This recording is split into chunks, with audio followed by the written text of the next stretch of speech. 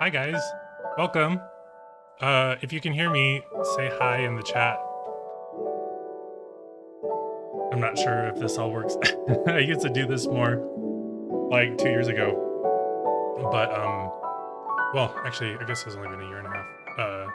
But I'm kind of out of practice, and streaming is so technical that I can never really figure out if I'm doing it right. So say hi if you can hear me.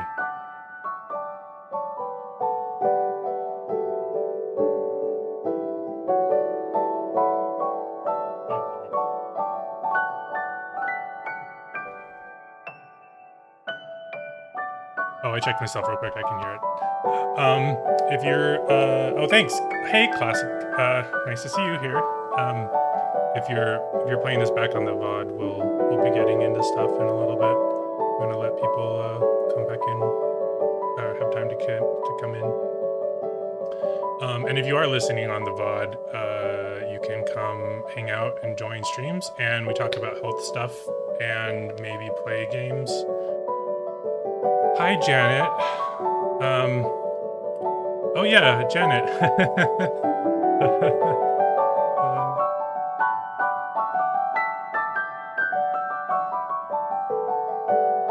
Welcome. It's weird because it's totally quiet on my side. I know there's some lovely music going underneath yours, on your end though. Yeah. Got 5 to start. That's not too bad. About what we used to get when I used to do this more frequently and actually stream. I stopped streaming when the pandemic started getting really a lot much.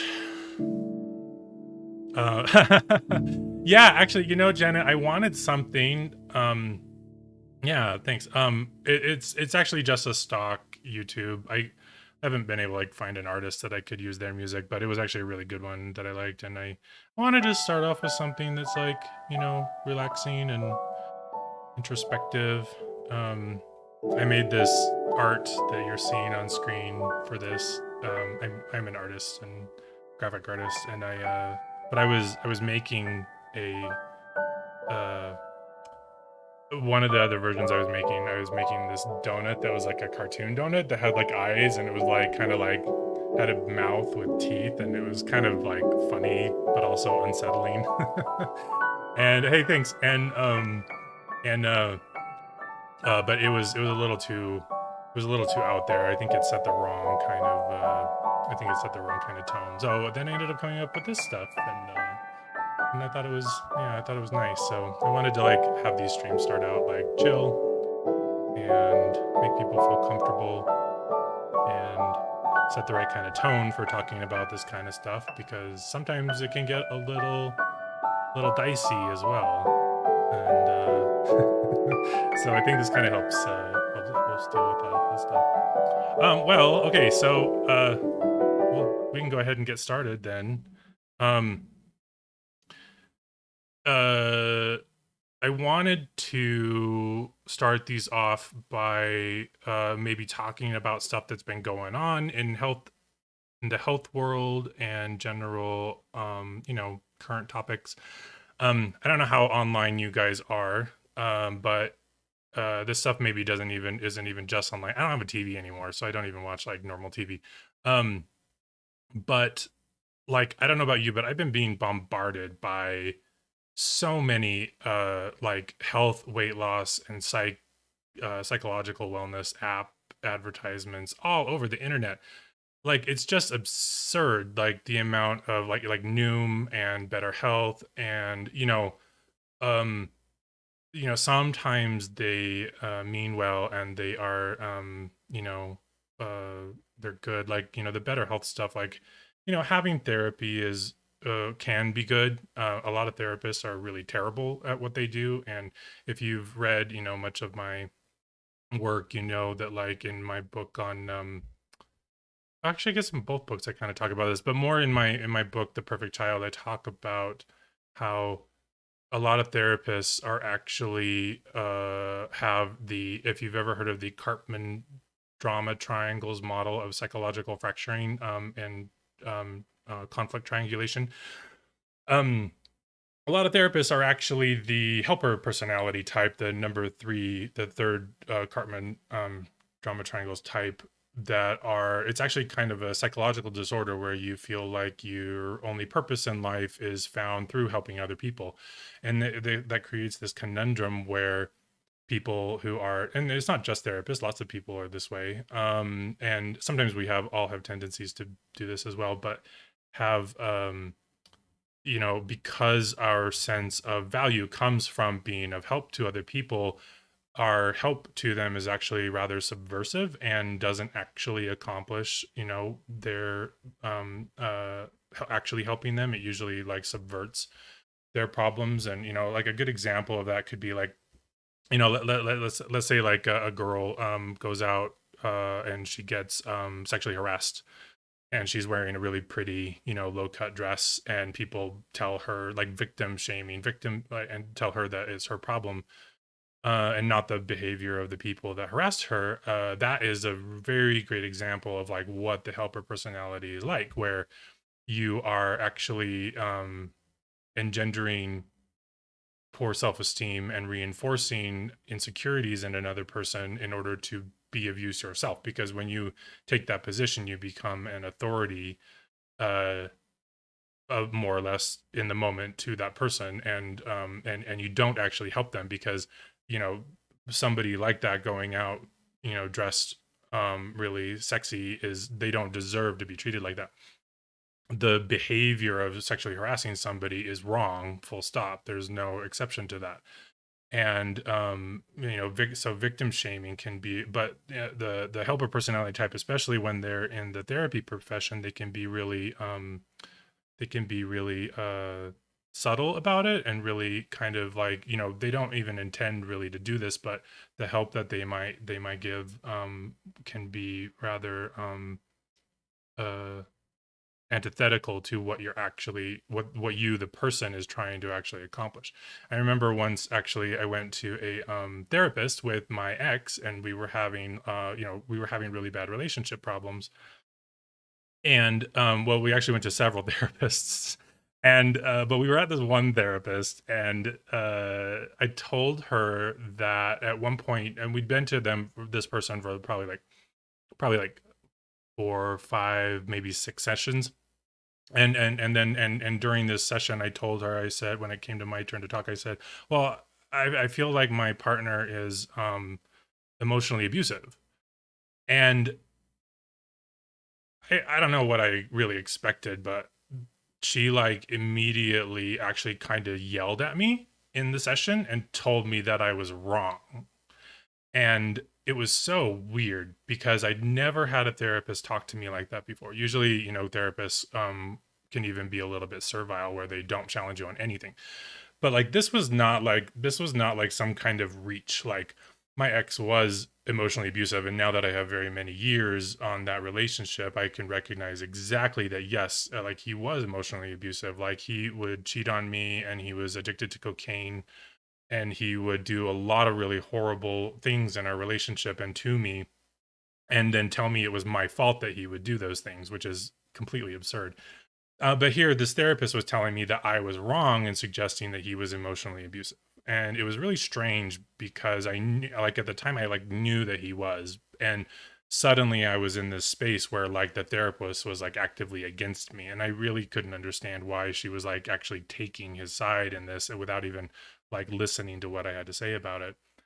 And oh, it made me so angry. And I after we got home, I told him that I wasn't ever going to go to her again. And she actually, when we canceled on her, she actually tried to call me to tell me that I shouldn't cancel with her, and I was in the wrong, and that she was right. And it was so psycho. It was so psycho. So like, that's like a perfect example of like how, like, if you get a good therapist, like, that's great. It's good to talk about your problems. Some mental health professionals can be useful. It has not been very common. Hi, Jorg. Nice to see you again. It's been a long time, hasn't it? I am doing well, thanks. And uh, oh, I have such a one-track mind that I totally derailed. Oh, so like I probably have been to around almost a dozen therapists in my entire life. Only one of them was ever helpful to me, and she was a psychologist, not a psych. I mean, sorry, she was a psych. I always say this wrong.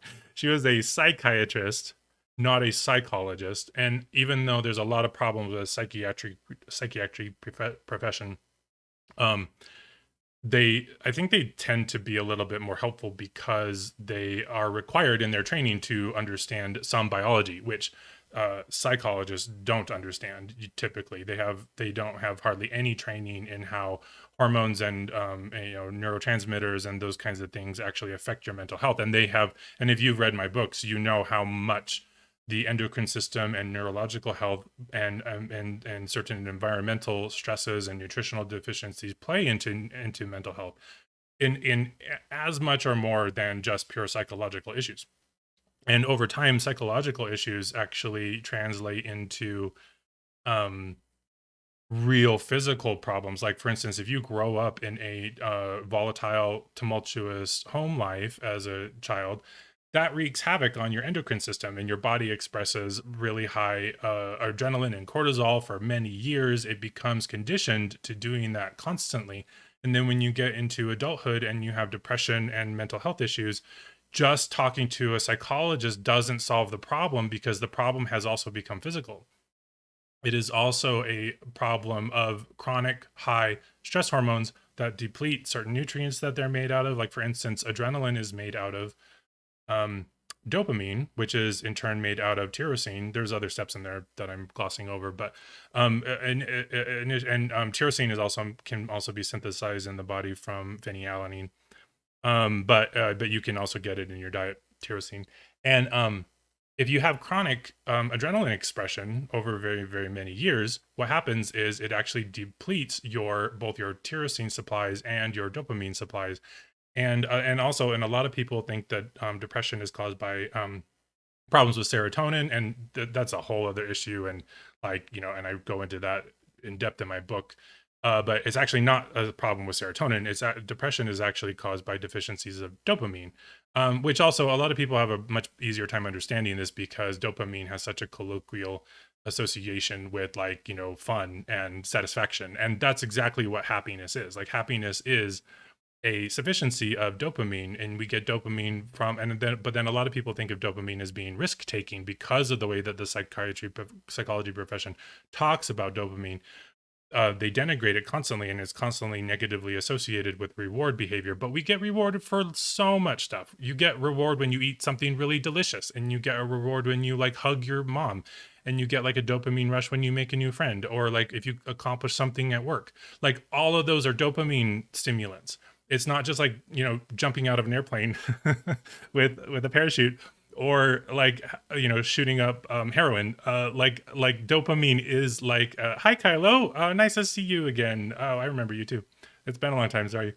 So yeah, anyway, so dopamine, we get a lot of dopamine feedback from our environment. The purpose of dopamine in the human body is to reinforce the helpful behaviors of a social mammal. Like, that's what it does for us. It tells us the things that we should do instinctually as a person that will make our lives better. It of course can be manipulated through other, because we're pretty crafty as human beings. You can go, get drugs to do that same thing. But generally, apart from that, dopamine is how our body facilitates instincts in human beings, in reinforcing to us the behaviors that help make the successful life of a social animal. And so, if you're denigrating dopamine and talking about reward behavior in a negative way, you're completely ignoring all the ways in which that actually participates in helpful, healthy behaviors too. And so anyway, so psychologists generally do not have this kind of education, and because of that, they're not super effective in helping alleviate psychological problems. It can help to talk to somebody. For instance, if you are bottling up like stresses and insecurities and fears, and you go talk to a therapist, that will also give you a dopamine rush, because as human beings, we need other human beings to feel safe and secure, and to facilitate our needs. We none of us are capable on our own in providing our needs on our own. We have to have companionship and friendship and access to grocery stores and farmers and and all these kinds of things, and employers that pay us. And so like if we don't have those things, you get the opposite of dopamine, which are stress hormones. And that feedback is how our biology facilitates instinct. And psychologists generally are not aware of any of this. They talk really just about like your psychological conception of your life, and they don't deal with these with the physical side of depression and mental health problems at all. For instance, my latest work, which, and because you guys are here and I'm going to share with you what I've been doing. And Melinda, hey buddy, good to see you. Uh, since you're here, I'm going to share with you like stuff I've been working on more recently, and you saw my update that I sent out last, and in that I also talked about I started talking more about like Clostridium difficile and H. pylori, Heliobacter pylori, these really harmful pathogens that cause a lot of health problems. Um, C. difficile actually stimulates adrenaline release in your body because it likes to feed on the glucose circulating in our bloodstream in between meals so that it can actually survive in our gut. And very severe mental health issues like schizophrenia and schizophrenia basically, but depression and like really, really severe mental health issues are probably present with Clostridium difficile infection because of its effect on our adrenaline expression, and it can cause chronic, really high level, damaging, dangerous adrenaline expression that depletes, and then adrenaline stimulates glucose release from your glycogen stores. So Clostridium difficile can participate in glucose in blood sugar deprivation, and then because adrenaline is made from tyrosine and dopamine, it drains those and causes deficits of those. And then there are other stressors too that can cause tyrosine deficiency, like oxidative stress oxidizes tyrosine, so then it becomes unusable in like certain pathways. So there are like really, really severe physical, biological factors that go into psychological health that you're not going to get from an app. And the better health, it's good. It's like these kinds of things, apps and business, like, exploitation stuff, like they're kind of good for raising awareness and bringing and making it more normal for people to ask for help. And like asking for help is vital to getting better. Like we cannot do these things on our own. You have to ask for help. You need to tell people that you need help. You need to reach out to people that have answers and resources. Like my book talks in depth about depression and how to cure it and the factors that go into it, like sunlight deprivation and dieting and environmental stress and emotional disorders and psychological conditioning when you're a child. Those kinds of things are there. And so like, but then and for those of you who are joining, we've been talking about like apps that we've been being bombarded by in the general online world. Noom has absolutely no redeeming value whatsoever. It's just a fucking calorie counting app, and it reinforces body shaming attitudes and nutrient deprivation and stress associated weight loss, which is where you force your body to express really high stress hormones so that it makes you burn fat. But it actually doesn't really work that way, especially when you're over. Everyone thinks that dieting works because when they dieted when they were in their 20s, it worked. But as soon as you start hitting 30, it stops working. And it like you when you have enough stress over so many years, your body loses the ability to burn fat as a resource when you are starving yourself. It is one of the first nutrient resources in your body to get locked down. And when you starve yourself, your body lowers its metabolic rate and stops burning calories as much. because it's trying to keep you from dying. A lot of people that diet, think that our body runs on air, and it absolutely does not. And then after you get past, maybe 26, 27, and you start hitting 30, like it also stops using the fat as much either, because fat is so important for maintaining our, like, one of the major purposes of fat is to actually help maintain our body temperature. It's actually thermoregulatory. It prevents heat loss from the core. And so if you have lowered your metabolic rate by dieting, your heat production in your body is really low. So your body is not going to burn fat as much as it would otherwise if your metabolic rate was high, because you would lose so much heat that you would actually go into a coma. And I talk about this in my book. Like a lot of people consider, 94 degrees Fahrenheit. Sorry, I don't know what that is in Celsius off the top of my head. People think 94 degrees Fahrenheit is really sweltering hot. But like if your internal core temperature dropped to 94 degrees Fahrenheit, you would go into a coma. That is how much our body requires adequate internal core temperature in order for our internal organs to work properly.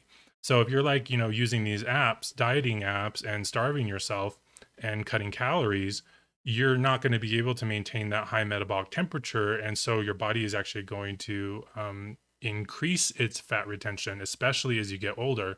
And also like, and mostly, and like, I mean, men have this problem too, but women, like most women, have this problem because women's bodies are more sensitive to environmental stresses, and their bodies are better at dealing with environmental stress. Men are, a little bit more expendable, because like one dude can inseminate a lot of women, but for reproduction purposes. But for that reason, women's bodies are a lot better at resisting stress by packing on fat. But our conception of fat is social and negative very often. And so for that reason, people think that they need to get rid of it, or that you need to diet and starve yourself to get rid of it. And your body just says, no, we're not going to do that, because it is antithetical to the healthful function of the body and the purpose of fat, to get rid of it when your metabolic rate is low. So these apps like Noom, that I just keep seeing everywhere, are just so fucking frustrating, because I know people are buying into it and downloading it, and I can't help them and help them figure out not to do it. Hey Jorg, yeah. Oh yeah, and you guys, even when I'm doing this openings crap, you can chime in and talk too. So Jorg, what if, for example, you are in a war or a situation where variety of food is limited? What would be the most important foods or supplements you would take with yourself?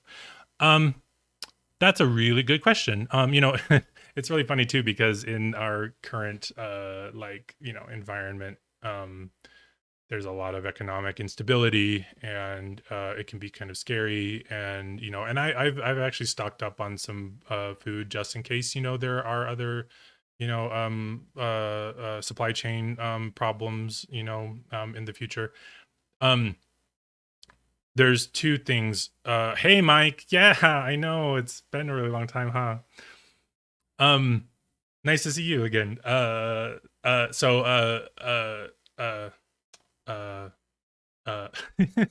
Sorry, my brain, I seriously have just a one track brain. I get derailed so easily, but I like saying hi. So oh yeah, food. Okay, so supplement wise, I would really probably just have vitamin C.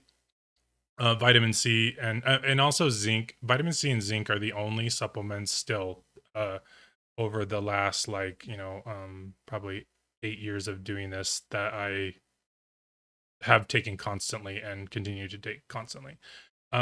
Because of stress, because of metabolic disease, we lose vitamin C very easily. And like, for instance, when the brain releases adrenocorticotropic, wait, I can't remember it. ATCH, ACTH, adrenocortico something hormone.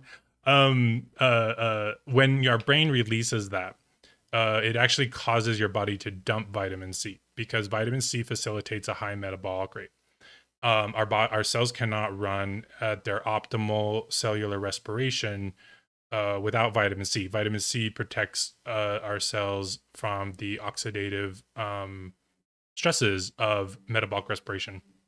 So when you don't have vitamin C, the oxidative stress of cellular respiration causes a feedback loop where it lowers the metabolic rate to avoid damaging cells, to avoid damaging themselves. So you have to have vitamin C in order to reach the really high metabolic rate. But because ACTH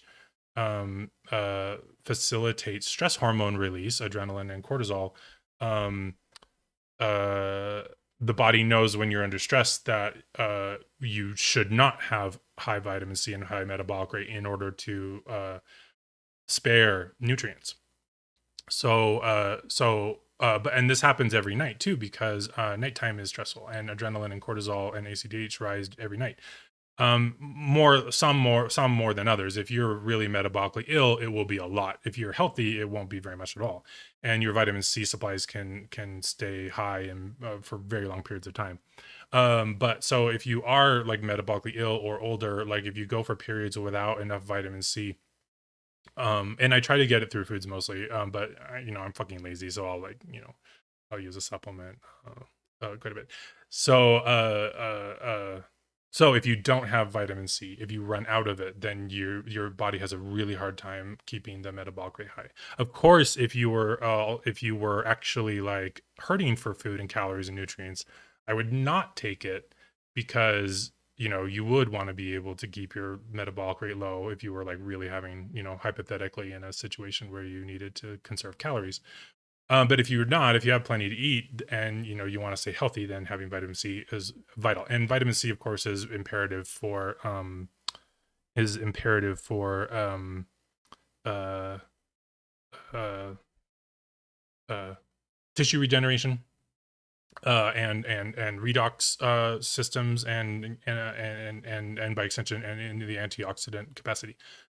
So it has a lot of functions like that. So, and then as far as food goes, I would have just whatever high calorie stuff that you could have. Like I have like bags of like spelt flour, and pinto beans, and stuff like that can be made like really easily. Also because it's cheaper to buy in bulk, so I buy those things in bulk so that I have like a lot of them around, and then I can make huge portions of food to feed my fucking large body, and be satisfied, and not have my food bill be super high. So it serves both purposes of having like a store at home, so that if there are supply chain problems, I've got plenty to choose from, but also large amounts that I can get more affordably, so my food bill isn't super high.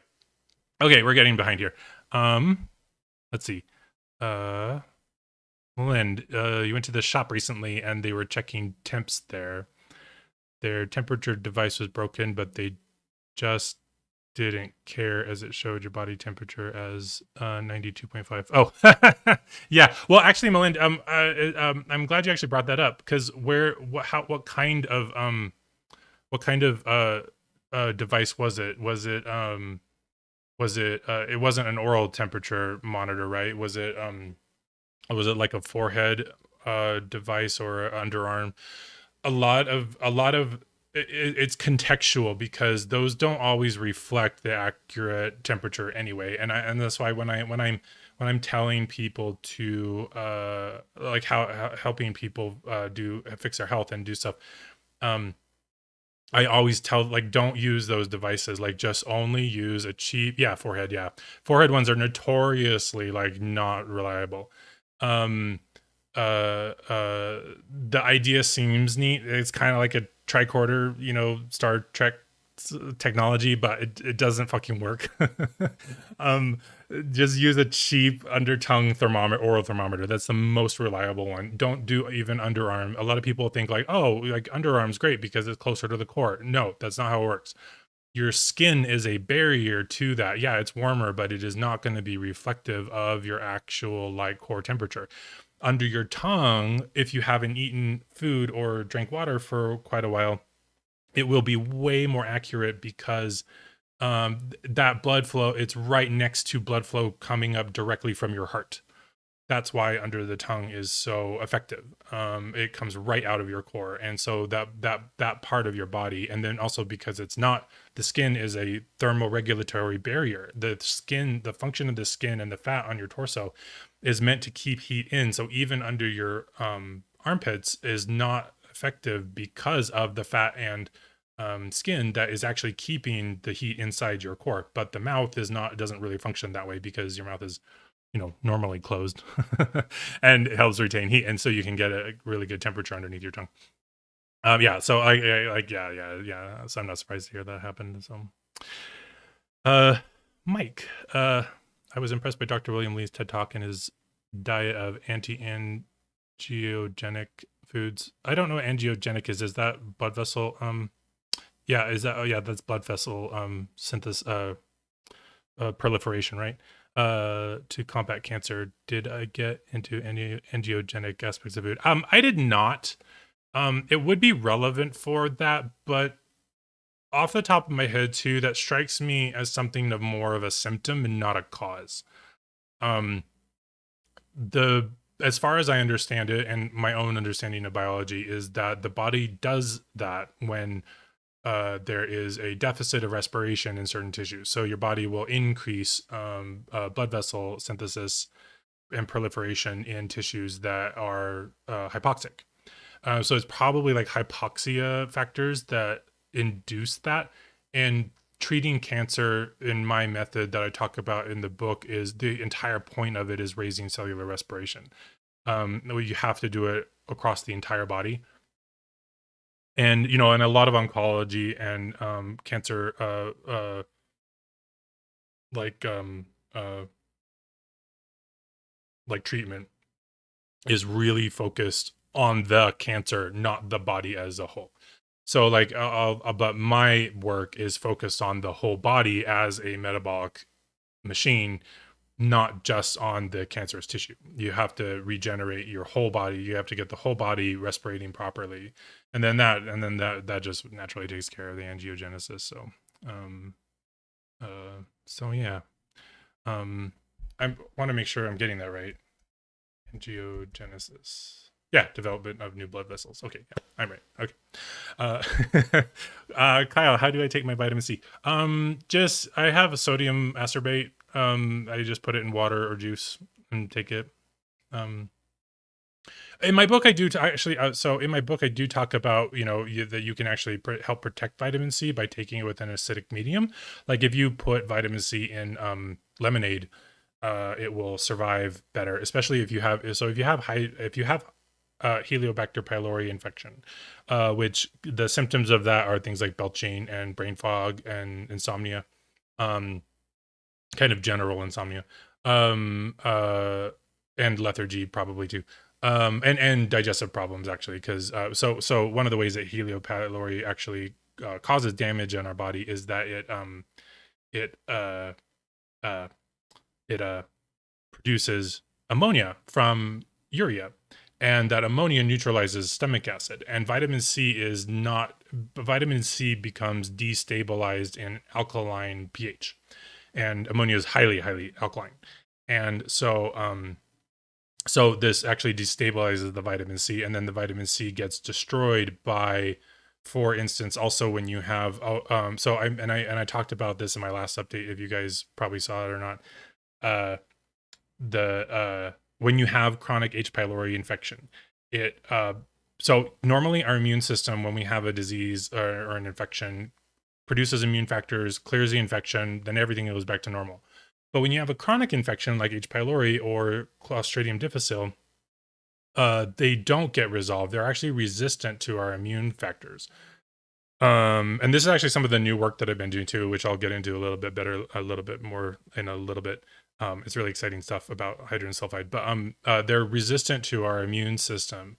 So what ends up happening is that you not only have a chronic infection, but you have a chronic immune reaction to that infection as well. So your body ends up dumping a chronic stream of hypohalous acids that are made by our peroxidase enzymes in the innate immune reaction into the stomach. and they're a method of oxidation and they're antibiotic through oxidation pathways. They oxidize bacteria, and but they oxidize everything else too sometimes, not everything else, but mostly some of the products do, some don't, but they can oxidize also vitamin C. So if you got ammonia circulating around in your stomach from H. pylori, and your body's also producing hypochlorous acid from chloride as part of this immune reaction, that then the alkaline pH caused by the ammonia makes vitamin C unstable. So then when it reacts with substances like hypochlorous acid, it destroys the vitamin C. It doesn't just reduce it or oxidize it. So then you get a vitamin C deficiency really easily. Oh, because also I didn't mention, our stomach actively secretes vitamin C into the stomach during digestion. Actually, it's actually one of the methods that our body uses to scavenge things like free oxygen, and reactive oxygen species, and reactive nitrogen species as well. This vitamin C comes from our body. It's not like you're taking a supplement. It's like stuff you ate before, and then it secretes it along with stomach juice. So even if you're not taking vitamin C, you still are actively experiencing this depletion of vitamin C through the action of H. pylori, promoting both ammonia and high hypochlorous acid activity in the gut. And that's one of the reasons for the rapid depletion of vitamin C, especially as you start aging, because probably every single, not every single, but good 80% of the world's adult population harbor H. pylori. It's everywhere, and like half the total world's population has it, but adults are more likely to have it. So pretty much everyone. Hey, Lackstar, welcome. Hello to you in Australia. We're talking about vitamin C, and I tend to ramble on about stuff. I'm really sorry, because I realized this question came up quite a while ago. Anyway, so if you take, because ammonia catalyzes this, if you take vitamin C with something like lemonade, which is acidic, that helps to preserve the vitamin C so that it has a little bit better effect on you. So if I have lemonade around or something like that, then I'll take it in that. Hi, Tara, welcome. I'll get to your question in a second. I've been answering these other ones first. I talked too long. It takes a while to get there. And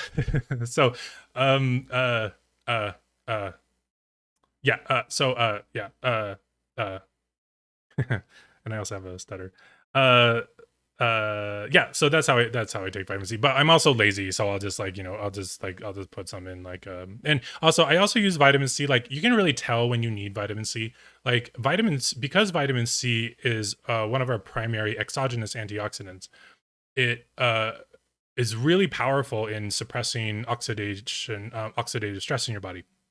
And you can feel oxidative stress. Like, you can actually feel it. Like when you feel really irritated, and you just can't sit still, and you just want to just do something, that is like a symptom of oxidative stress. Like, that is your body producing a lot of reactive oxygen species because it's being depleted of antioxidants.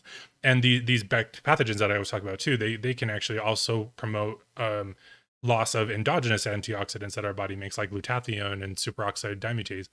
And so you can feel it. So if you get irritated and you just feel restless and angry, and not really super angry, but not at a specific event, like if someone pisses you off, but if you just feel generally restless, that is a huge symptom that you have a lot of oxidative stress going on.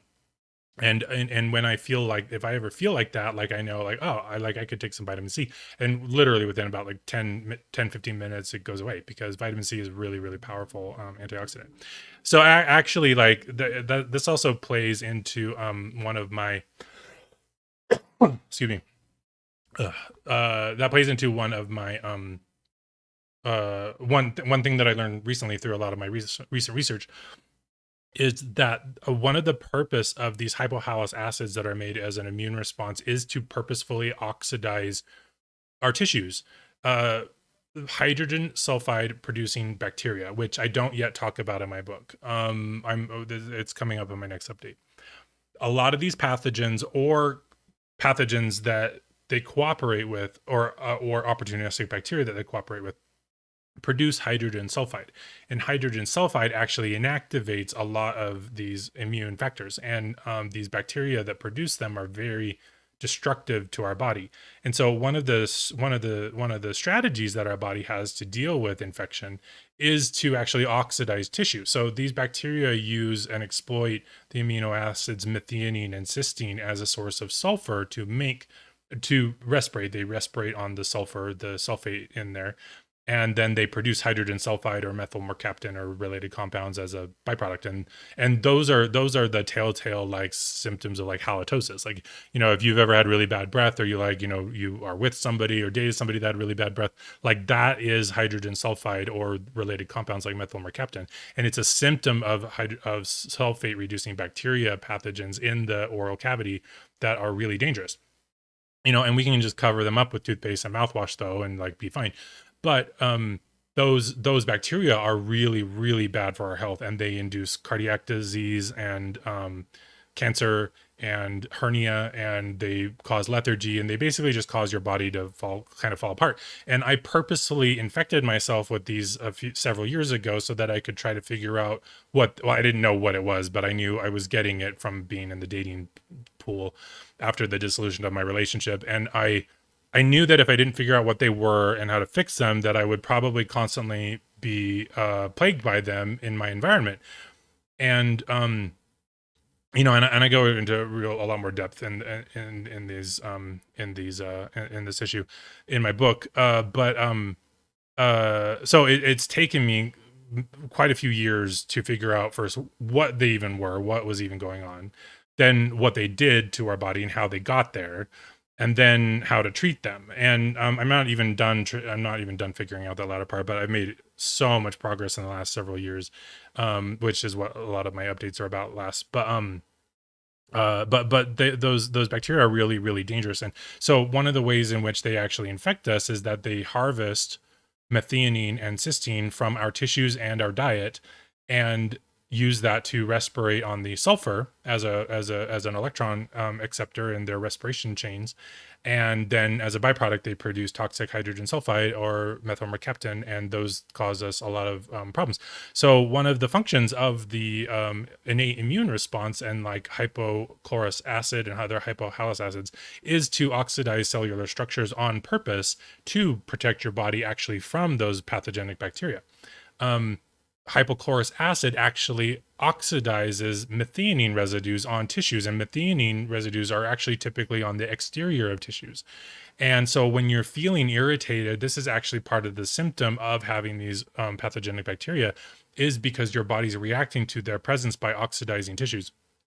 And so that can be like, really, but our immune system is supposed to get rid of these bacteria right away, and it can't because they're resistant to it. So then using vitamin C to help reduce that oxidation so that you don't go crazy, and also the chronic oxidation from the immune system as a protective response to these pathogens are also part of what causes aging in the first place, because you've got chronic oxidation response from the innate immune system over several years. It starts to degrade and destroy your tissues and your skin, and makes you start to slump over and ruins your energy levels and stuff like that. And one of them also oxidizes some of the sulfur sources in our skin and tissues, and mucosal layers, thiols inside of our tissues. And so that was a long diatribe on vitamin C. Care, you ask, can long-term damage from benzodiazepines be reversed through the GABA therapy in your book? Have I coached anyone before that been damaged by GABA drugs? I have not coached anybody that's done that, actually. So I'm not, I wouldn't say I'm an expert on that. I would not say that the chapter on GABA is the cure to benzodiazepine addiction and damage. That is well, actually, yeah. I mean, it kind of is, I guess. But basically, like, like especially like if you have benzodiazepine addiction, that's like a really big symptom. I mean, it is a symptom of GABA deficiency, but it's a really big symptom of these pathogenic bacterial infections actually. So when we get these chronic hydrogen sulfide producing microbes in our body, the hydrogen sulfide actually inactivates a lot of really important pathways that are involved in these things. And then you can, and they stop working. And so then you can just take the benzos and like just induce that. And then benzodiazepine damage is a lot like alcohol damage. I mean, it's just like excess. Alcohol is actually GABAergic. It acts just like GABA does in our body. That's one of the reasons why alcoholism can be like or alcohol is therapeutic, especially to alcoholics, because it raises your GABA, and so that helps you feel relaxed and helps your cells regenerate. And you know, in alcohol in moderation, and I mean in like actual moderation, not like how you're pretending that you're moderating it. I say this from experience because I used to be a raging alcoholic. Um, uh, uh, uh, that like that's one of the reasons why alcohol can be therapeutic, but it's just kind of the same damage because it actually keeps GABA function too excessive. So the opposite, so actually healing and regenerating from benzodiazepine damage and alcoholism is all in raising your metabolic rate, getting your metabolic rate up using vitamin C and sun exposure and sugar and taurine and niacinamide to get your metabolic rate up as high as you can. And the coconut oil swish actually, like I talk about in my book, because that's very therapeutic to this.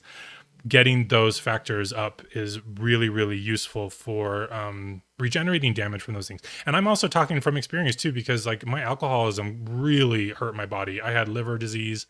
I think I had cirrhosis. I had, and my brain definitely got fucked up from it too. You know, and I've been able to make quite a recovery from that. I used to be like 2 bottles of tequila a week alcoholic, plus 3 or 4 bottles of wine and a case or 2 of beer. And like, I mean, I would literally like, I'm 6'7", so I'm enormous, but like, I thought it was a really cool trick that I could like down an entire bottle of tequila in one night. That's how much alcohol I drink. So it really fucked up my liver and it really fucked up my brain. And after I got sober and then I started doing all this work, like the work that I did in just in raising my metabolic rate helped my body to repair that damage. Because like, and especially when I talk about GABA in my book, I talk about regeneration. But when you have problems like I had cirrhosis. Yeah, Melinda. So because I know that I did, because when I tried to drink again, I peed. There was blood in my urine. and that's a really like undeniable sign of like cirrhosis, because my body, and I couldn't, and all I had was 1 beer. And my body like completely rejected it. And now when I drink, like, you know, I don't have any health problems like from it anymore. So anyway, I also knew a friend. I had it was my ex's friend, but he died of alcoholism. Yeah, I was actually at our house he was actually at our house over New Year's.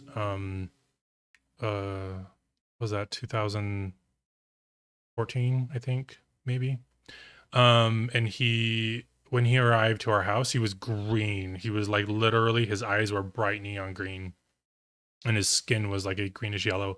And it was because his liver was shutting down. And we were like, "Are you okay? Like, you should probably go to the hospital." And he's like, "No, I just have a touch of hepatitis." And it was so sad. And we couldn't believe it. But like, and at the time, like, I'd read like a book on liver health at the time. This was before I started any of this work, but so I kind of knew that he had liver damage, and I had a few supplements like vitamin E and vitamin C, and so I gave him those. I was like, "Here, take these. You cannot drink this weekend." And but he was like, "No, I'm still gonna drink," and he drank, and he died 2 weeks later in the hospital. It was really sad. But yeah, anyway, yeah, so wait, so I was talking about benzodiazepine alcohol damage. Yeah, well, this is what I was saying. So I was saying, like, in my book I talk about GABA being a factor for tissue regeneration, but it's not the regeneration that helps with like benzodiazepine damage and alcohol damage. What that is a problem of tissue growth. So GABA helps to restore the internal constituents of cells, so they like get replenished with like, potassium and like I don't know, acetic acid and B vitamins, maybe like the things, the interiors of cells that help cells run when they are in the active state. So then during awakeness, tissues are active and they're secreting and making proteins. But in the GABA state, they are accumulating resources inside of them. And so when you have chronic benzodiazepine or alcohol addiction, what's happening is you are keeping your body in the GABA state. So you're not actually regrowing tissue and producing proteins and secreting hormones and stuff like that. I mean, you are. This is really hyperbolic and like generalizing, but generally you're not in the active state. So your tissues cannot regrow, and the structures of your tissues can't regenerate. So when you're recovering from benzodiazepine or alcoholism, you want to take B vitamins and taurine and vitamin C and get sun exposure and eat carbs and do everything that gets and coffee really helps with this, because coffee activates the active state of cellular respiration. So you doing those things, and niacinamide is really helpful for that. So those nutrients, getting your metabolic rate up, and also, if this sounds nebulous, like you can use the temperature and pulse diagnostic that I talk about in my book in the chapter on self-therapy to do that. Like your pulse and your temperature directly correlate with your metabolic rate. So if they're low, your tissues are not regenerating. You want to, and then so you can use those diagnostic tools to evaluate where you're at with those things. And when you get your temperatures up to the ideal levels and pulse up to the ideal points, then your tissues will start to regenerate, not just your cells. So yeah. Okay. Okay, Tara, you suspect you're estrogen dominant. Yeah. You're taking natural progesterone and some vitamin E. Anything else you'd recommend? Okay. So estrogen, I don't think estrogen dominant is the term to use, but I know what you're talking about. So what you mean, you're just producing too much estrogen. In women, because women, like, estrogen is one of the predominant hormones. So just generally, like, all women are gonna be, and I'm assuming you're female, are going to have lots of estrogen. So, but what you mean is you're producing too much estrogen. And there are also different types of estrogen. There's estradiol, and I can't remember the others off the top of my head, but estrone, I can't remember them all. Some are more helpful than others, and or some are less damaging than others. Estrogen, though, okay, so estrogen is often discussed in negative terms, though, and this is something that I'm trying to help change, because estrogen is not bad. Like, a lot of forums and a lot of people that in circles that we operate in discuss estrogen as if it's bad. But it's not. Everyone has estrogen, including men, and estrogen performs a very vital function, and its primary factor is as a growth hormone. Tissues need estrogen in order, like the process of mitosis, when cells swell up with water and then they divide into two. Like, that is what estrogen facilitates. And more or less, other ones too. And that's why, like, when women get pregnant and you are growing a baby, like, that is why estrogen is involved in that, because estrogen is required for tissue growth. So in women and in men as well, in everybody, estrogen facilitates wound repair and muscle growth, and and growth in general. Like, when you're a kid growing up to an adult, like, estrogen is involved in all of those. And one of the reasons why estrogen becomes high in metabolic disease is because after you are ill, estrogen is needed to regrow and repair tissue. So your body accumulates the resources it's going to need to make you better. That's one of the reasons why estrogen promotes iron uptake, because iron is required by our bodies to facilitate growth and tissue repair. among many, many, many other functions. And like when you're sick too, like all the immune factors that I keep talking about, like the peroxidase enzymes and the innate immune system, those are all heme enzymes, and heme is an iron protein in our body. And heme also facilitates oxygen transport. So estrogen and iron are vital for those pathways. But when you have chronic excess of estrogen, it's usually a symptom that there's stuff that's blocking.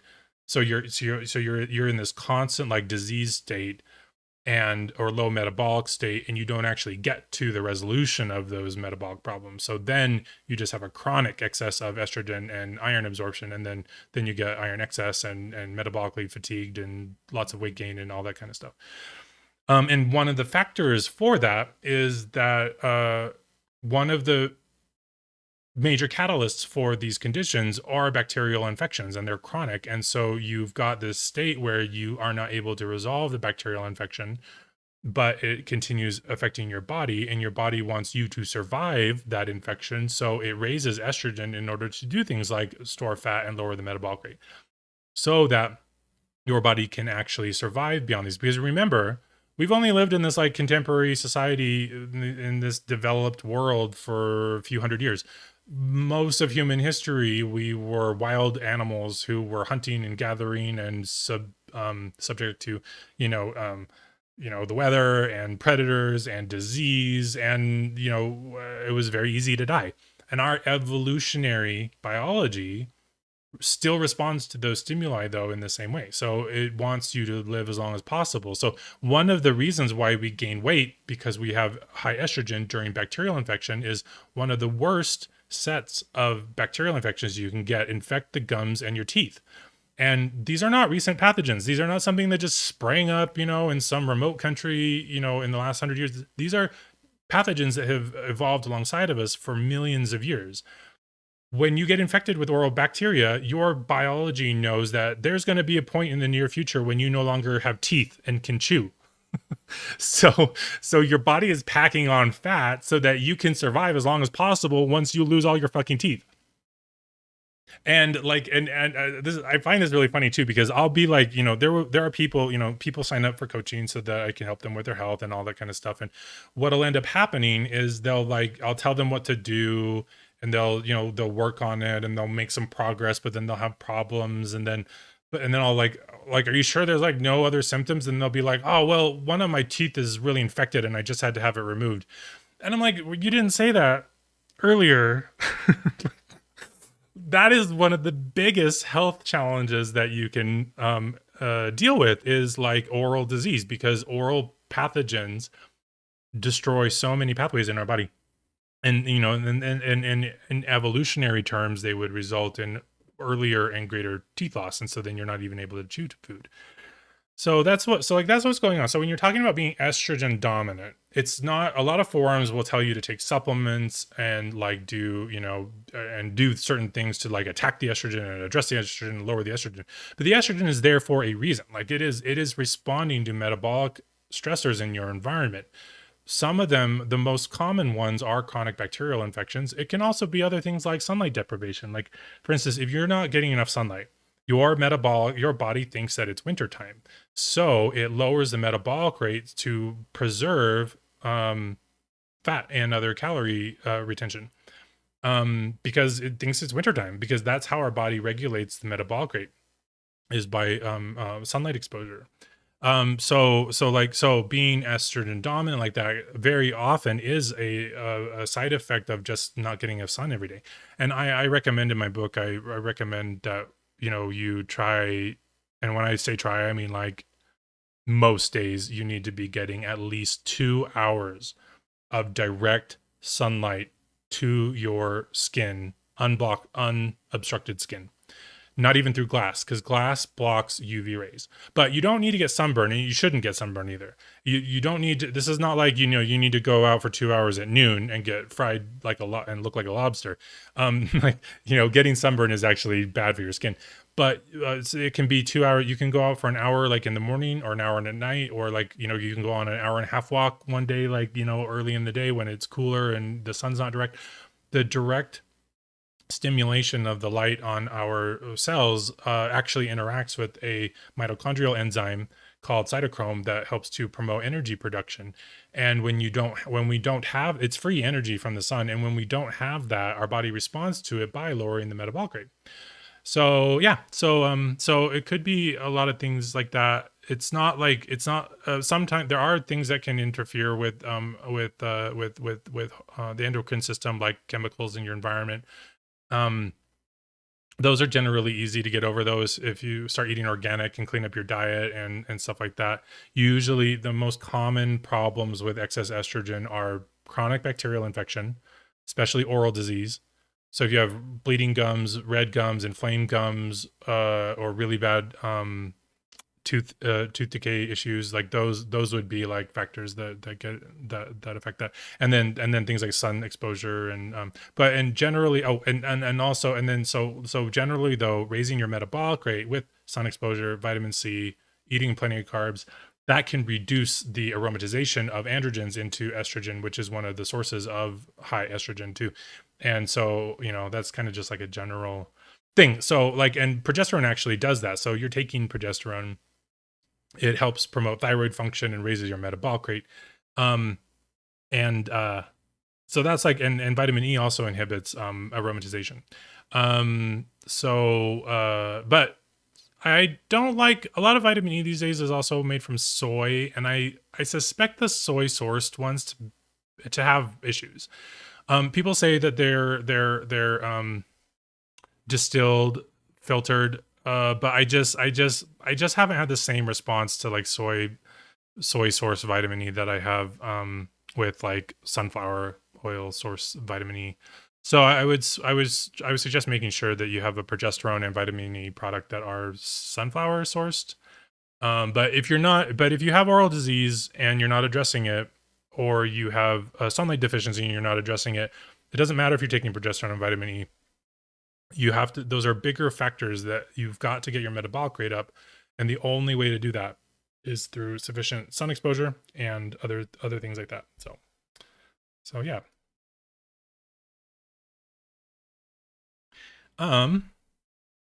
Okay.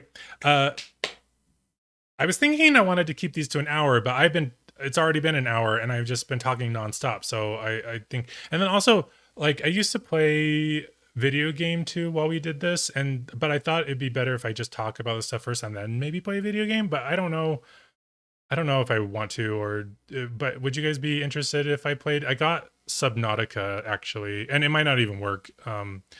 But Minecraft was conducive to talking and playing at the same time because it was so like it doesn't require a lot of brain power. But even then, it was a little bit difficult to do. So, but anyway, I don't know. I think I'll just keep talking and then maybe play Subnautica later if people want to hang out for that. Jorg, you asked, what do I think is the most important thing to do and fastest if one restores sexual function? Loss of penile pleasure, low libido, loss of erection. So yeah, okay, so libido issues, that's kind of a hard question because there's a lot.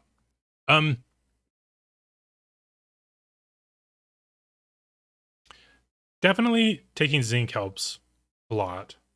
But actually, and because you guys are here listening, like you get this nugget. It's not in my book, but it's coming in the update.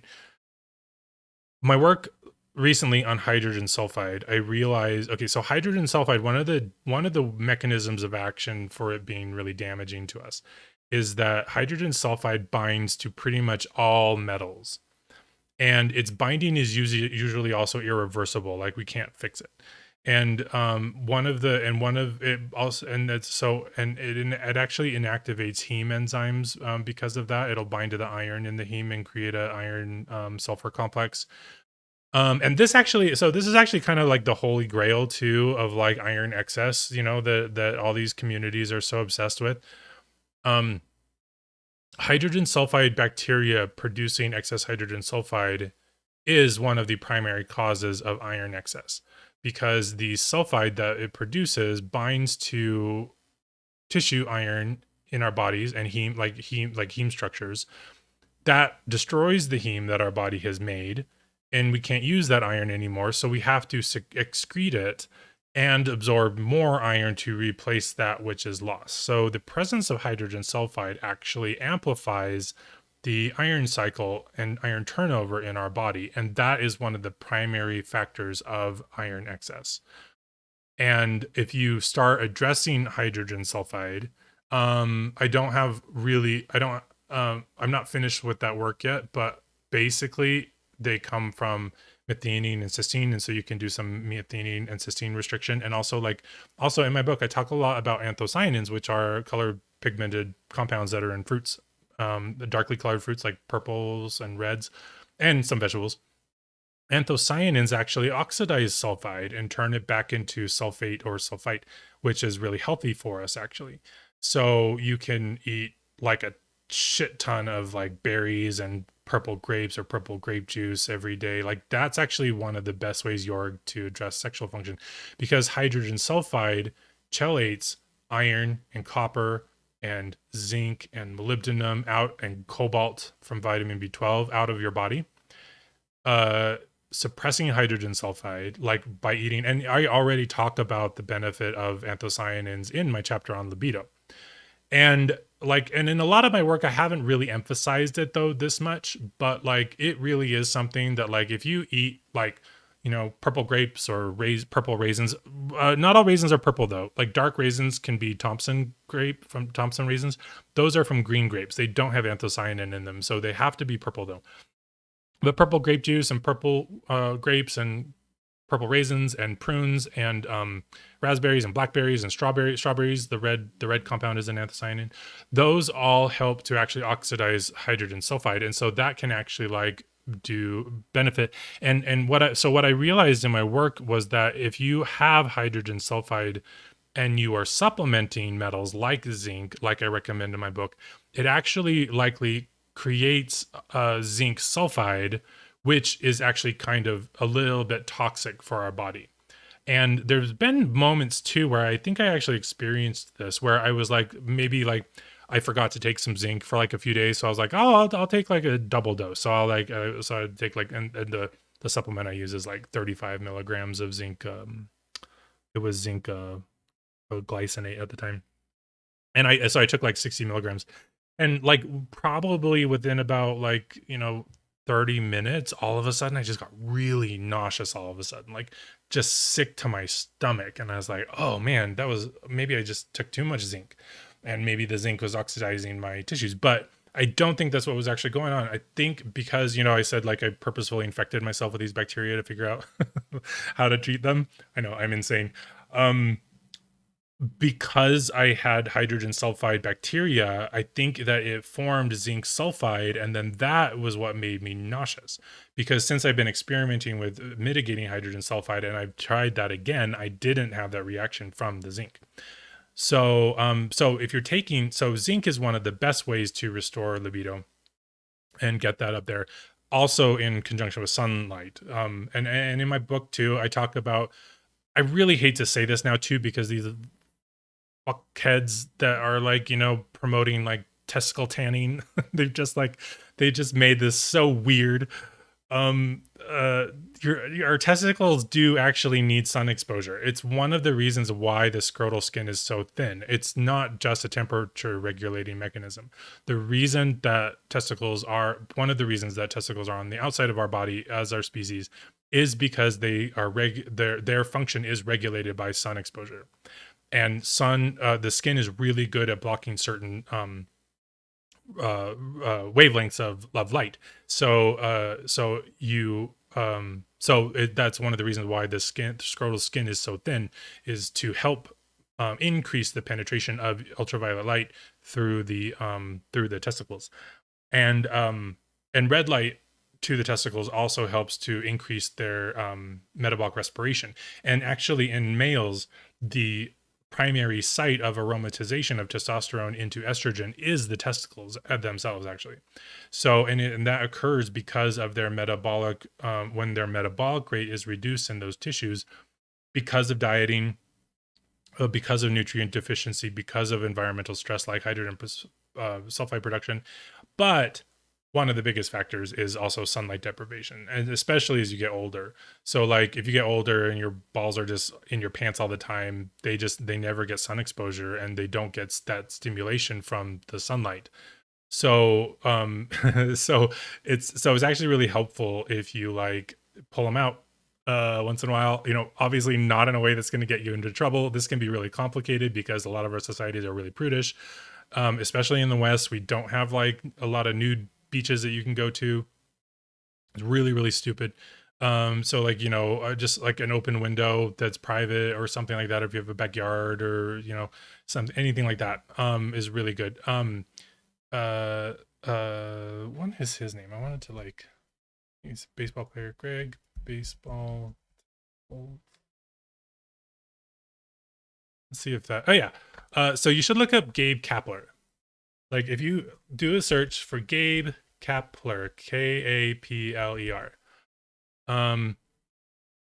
he is like an advocate of this specifically, and that's what he looks like. And he, in part, he looks like that because of this kind of stuff. Like he knows what he's talking about. And so that's an example of like what you get from increasing the respiration rate of your reproductive organs, which requires an increase in your overall respiration rate, but specifically also for men, like doing it directly to your testicles. Women, I think it is very similar-ish, but like, with women, like you can just take your top off and wear a swimsuit and the sunlight, can penetrate down into the ovaries, not UV light, but the red light actually penetrates into our body pretty deep. So if you do that in combination with zinc and hydrogen sulfide mitigation, which chelates zinc, the zinc is more effective in your body by using, foods very high in anthocyanin. Then the zinc is more effective. And then if you also combine that with sun exposure and vitamin C use, you can get the metabolic rate of your testicles up. And then that will in turn produce more testosterone. Secondly, so this is why I had a hard time with this question, because there's not one most important thing. These are all equally important. One of the other functions of foods that are high in anthocyanin is that they're usually also high in boron. And boron liberates testosterone from sex hormone binding globulin, which is a chaperone and storage source for sex hormones like testosterone. So when you get older and you have a high hydrogen sulfide burden and other problems like that, preventing your endocrine system from working properly, the testosterone stays bound to sex hormone binding globulin. And the reason for that is to prevent aromatization and other problems from that can negatively, adversely affect your testosterone and your endocrine system. So if you're if you're not raising your metabolic rate though, and you say for instance you took a supplement of boron, most of that testosterone that's liberated would be aromatized into estrogen. So you can't just take boron. You need to use it. You need to also raise your metabolic rate.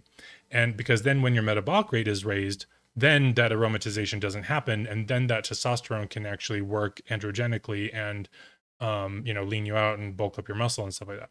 So, but our natural dietary source of anthocyanin actually complexes with boron. And one of the reasons that foods high in anthocyanin are also high in boron is because of anthocyanin.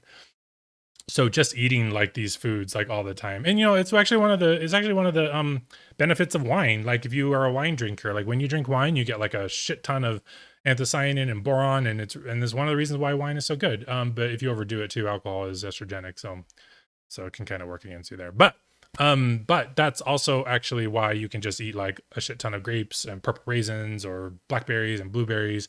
And if you eat those every day and you also take zinc, and this is what my update is going to be when I release it next, basically. So you're all getting like this information beforehand for being here. Like if you are having metabolic problems, eating foods high in anthocyanin multiple times per day, and also using it around supplementation, like things like zinc and vitamin C and stuff like that, will actually make those supplements more effective, because you're actually oxidizing the hydrogen sulfide with the with the anthocyanin. So yeah, so good luck with that. Okay. Mike, hey again, Mike. Yeah, it's nice to see you again. I was so nervous to come back, and I don't know why, because like I've done this a lot before. Like I did it for almost maybe not a year actually. I think I'm being hyperbolic there. Um, but excuse me. There's my cystic fibrosis acting up. So that's why that's like why I am still like, you know, in front of people performing in a sense. I was complaining to somebody actually recently about how I didn't want to do this because like people nowadays, like they expect health information to be entertainment, and I've got to turn it into entertainment, and I'm not entertaining. And so like I'm just like, fucking read my book. Like that's why I wrote my book. So like I don't have to do it. Like you just buy it and read it, and then like you get all the answers there. But like I'm having a really hard time like getting my message out and communicating to people these really important things. And so I like you guys. I really like, you know, it's nice to chat with people who appreciate my work. So I do get a lot out of it, but it's also nerve-wracking. But it is good. So it's good to see you all again. Yes, Mike. So hydrogen sulfide producing bacteria are typically acquired from kissing. Like as soon as you start kissing, teenager, you start kissing boys and girls and just getting around, and like and this is why people can actually harbor them and carry them for decades. And not really know, like, you know, like the dental profession just tells you to brush your teeth and take care of your health to treat halitosis, and it absolutely does not do that. Like these are really persistent virulent bacteria. They're really good at evading our immune system. Toothpaste and mouthwash aren't going to do it. In fact, actually, when I was doing my research, one of the studies that I found showed that mouthwash actually increased your susceptibility to these toxic bacteria because they killed off commensal microbes. So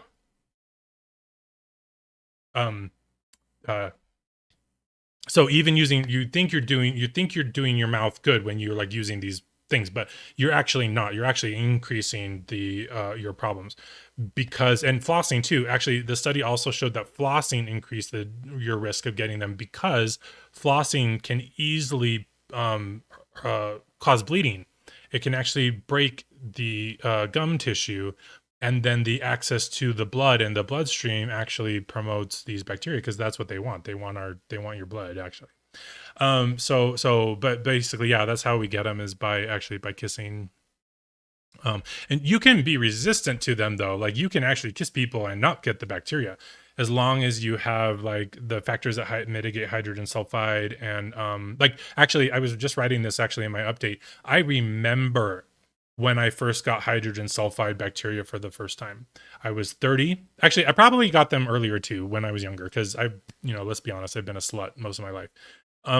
But I probably got them when I was, but they did not permanently set in. Like I probably got rid of them just by being younger and healthy.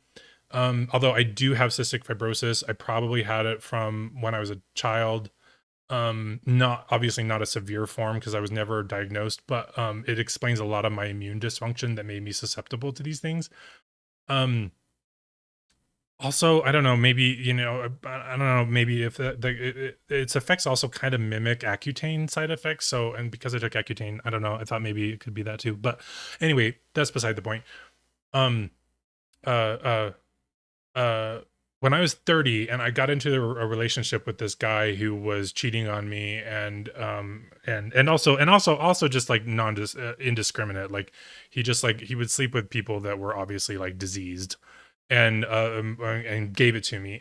But the moment that I remember getting them, and I know that they were now in retrospect, obviously I didn't at the time, was when he suggested that I start using whey protein in order to bulk up, because he was a narcissist, and he also put me on finasteride and all this other crap, and I had never really used a protein supplement at that time. So I took it, and literally within about half an hour, I remember having brain fog for the first time in my life, and it was really obvious. Like I like my vision just kind of like got a little blurry, and I just felt less sharp. And I was like, that's really weird. Like, why would that happen from the powder? And I thought maybe, you know, there was some additive in there that caused it or something like that. And, you know, and I just really didn't have any idea. But I always remembered it because it was such an obvious change in my physical health.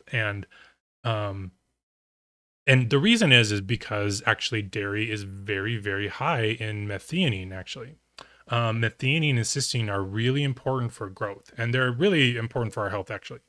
But there's a lot in there. And also, one of the other factors in hydrogen sulfide producing bacteria is our okay, so our body already knows about these bacteria. Like, we have been evolving with them for millions of years. One of the purposes of the transsulfuration pathway is actually to catabolize methionine so that it doesn't accumulate in your tissues. But in order to do that, because when it accumulates in our tissues, it then makes us susceptible to hydrogen sulfide bacteria. So, so our body already knows this, and so that's why we have the transsulfuration pathway. But we need certain nutrient factors to actually run the transsulfuration pathway, and those are mostly those are vitamin B6, vitamin B9, and vitamin B12. And those actually, animal proteins are actually not high in folate or sometimes they do have pyridoxine, but dairy is actually low in pyridoxine. Pyridoxine, am I saying that right? Vitamin B6. So actually, if you consume a lot of dairy and not a lot of plant foods, your transsulfuration pathway doesn't actually work very well. And so you start to accumulate excess methionine and cysteine, and then that makes you susceptible to hydrogen sulfide bacteria. So I remember when I got them because of that, like, because I supplement whey protein is like super high in methionine and cysteine. It's like ridiculous how high it is. And that's actually one of the liabilities of eating dairy, actually. But I don't avoid dairy I actually have all these ingredients for pizza tonight that I'm making with a lot of mozzarella. But anyway, but it's more of a factor of like not eating enough plants because you're not getting and you know, and I had plants a bit, but you know, nothing like I have now. And also, and knowing now that anthocyanins mitigate hydrogen sulfide, actually, you know, back then I was not eating anthocyanins at all. Berries are fucking expensive, right? So like I would, like, you know, being younger and on a budget, and I would just buy, like, you know, more calorie dense food, breads and potatoes and pasta and stuff like that. And I would only have berries and that kind of stuff for like dessert occasionally because they were expensive. And so I would treat them as more of a treat. But they're actually one of our natural defense mechanisms against hydrogen sulfide bacteria. So yeah, anyway. What next? Ideal amount of alcohol. 2 beers every few days. Maybe not, Mike. If you are healthy, if you really are healthy, no, that wouldn't be too much at all. For someone like me, that would be too much. I only drink probably like once every other month. But part of the thing is because I cured my alcoholism, I just don't ever even think of alcohol. In fact, I actually have 2 beers in my fridge right now that have been there since it's August, July, June, since the first week of June. And I don't like I it's really weird because like I don't even like drinking very much anymore, even though I used to, like, you know, you heard me earlier in the broadcast how much I used to drink. That definitely is not a willpower thing. Like I have no willpower. Like I did not choose to stop drinking. Like this happened because of the work that I did on my health and learning how to cure alcoholism. And so anyway, so when I drink, like if I drink at all, like in moderation, even, like, my body goes like, that's enough, we're done, you don't need to drink again for another month. So but so every few days, like I would say, sorry, I said no, it's not, your body can handle it if you're healthy, but I would actively recommend that you don't do that. I think drinking should only be done like be like, if you're maybe a glass of wine or a beer, probably like 3 times a week at most. If that sounds alarming to you and you suddenly hate me because you heard that, that is a symptom of like the same kinds of problems that underlie alcoholism, because alcohol is actually therapeutic to us. It's antibiotic, it's anti-sclerotic. Is that the right word that I'm looking for? It's like it helps dissolve blood clots and is protective against diseases, and it's GABAergic, so it helps your tissues like regenerate. So like alcohol is actually therapeutic. That's one of the reasons why we like to use it. And one of the reasons that I don't respond to it anymore is because all of the other nutritional work that I do on my body takes care of all those things that alcohol would normally take care of. So I don't even, it just isn't a thing for me. Like I just don't even think about it. Like I literally, like if I had more of a social life, I would probably drink a little bit more than I do. But but but it is not a choice. Like I don't choose that at all. The only reason that I do that is because of the care that I use in taking care of my body. You know, and I'm even saying this while harboring hydrogen sulfide bacteria that I've been experimenting with. Like I have metabolic stress. That's how well the information on alcoholism works in my book. Is like you don't have to be healthy to resolve those problems. They're actually pretty easy to take care of as long as you do actually take care of them. Um so yeah. So if you want to like drinking that much, like that's totally fine. As long as you're healthy and your body can handle it, then you can. So, Kylo, what can you do about adrenaline release from C. difficile? You wondered why you had body stress even there's nothing you're worried about. Yeah, it is C. difficile. So eating a shit ton of anthocyanin every day will be really helpful. Like just berries and grapes, and you can get preserves and frozen and dried and grape juice. Like if you just consume like a lot of that every single day, it'll help a lot. Also watermelon. Actually this I did talk about in my last update. Watermelon is really high in lycopene, and it's really high in wow, my brain just blanked. Citrulline. Citrulline is a precursor to arginine and proline. And I also discovered that the cure for cavities is plenty of dietary citrulline, because our body converts it into proline. And then that proline is secreted into our saliva, and it feeds commensal microbes in our mouth that protect us from the bacteria that cause tooth decay. It also lowers the amount of acids that our commensal microbiome makes in the first place too. So and it's our body's strategy of trying to help sustain commensal microbes in between meals, because if you're not actually eating something, the bacteria in your mouth just die off. And in fact, that actually is one of the causes of oral dysbiosis. So if you eat plenty of watermelon and supply all that citrulline, it actually helps to support the commensal microbiome by directly feeding them proline.